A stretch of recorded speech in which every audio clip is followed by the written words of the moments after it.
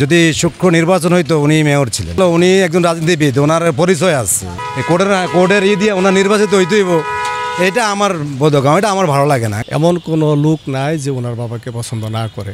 এই পর্যন্ত যত উন্নয়ন হয়েছে এর চেয়ে অনেক বেশি উন্নয়ন ইশরাক সাহেবের মাধ্যমে হবে। সাধারণ মানুষের ওর প্রতি একটা আস্থা আছে এবং ওর প্রতি মানুষের একটা অন্যরকম আছে, শ্রদ্ধাবোধ আছে। যদি সূক্ষ্ম নির্বাচন হইতো উনি মেয়র ছিলেন আর কি, এটা আসলে আমি বলবো কেন, এটা এলাকার সব মানুষই মোটামুটি এটা জানে।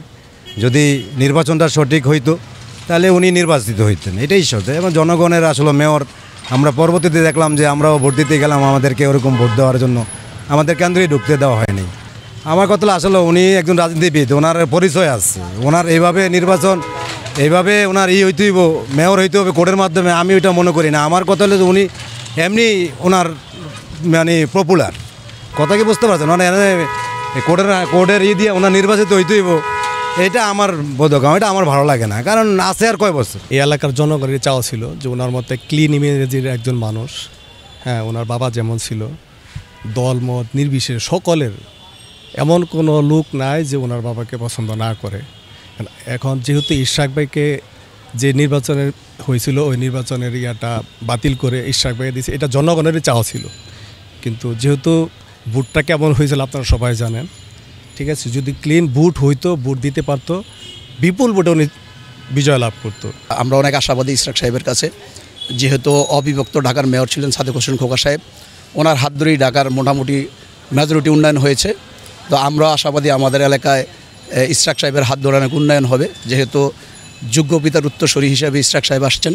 আমরা আশাবাদী এই ঢাকাতে ওনার হাত ধরে এই পর্যন্ত যত উন্নয়ন হয়েছে এর চেয়ে অনেক বেশি উন্নয়ন ইশরাক সাহেবের মাধ্যমে হবে।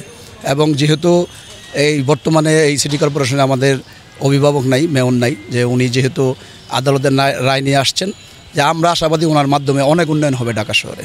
ইশরাক আসলে এমনি জনপ্রিয় একজন লোক, কারণ ওর এমনিও সাধারণ মানুষের ওর প্রতি একটা আস্থা আছে এবং ওর প্রতি মানুষের একটা অন্যরকম আছে, শ্রদ্ধাবোধ আছে। এবং ও এমনিতেই ভোট পাইতো, যেহেতু মেয়র হয়ে গেছে, এখন ও এলাকার এমনিও জনপ্রিয় লোক এবং সবাই ডাক খোঁজ দেয় এবং এই এলাকার জনগণ ওরেই চায়। সাদেক হোসেন খোকা সাবেক উনি সফল মেয়র ছিলেন, ওনার এই ভাগ্যগুণ, ওনার এই সন্তান আবার মানে ওনার ঢাকা দক্ষিণ সিটি কর্পোরেশন, যেহেতু উনি ছিল ঢাকার পুরা ঢাকারই মেয়র ছিল, অবশ্য ঢাকার মেয়র ছিলেন।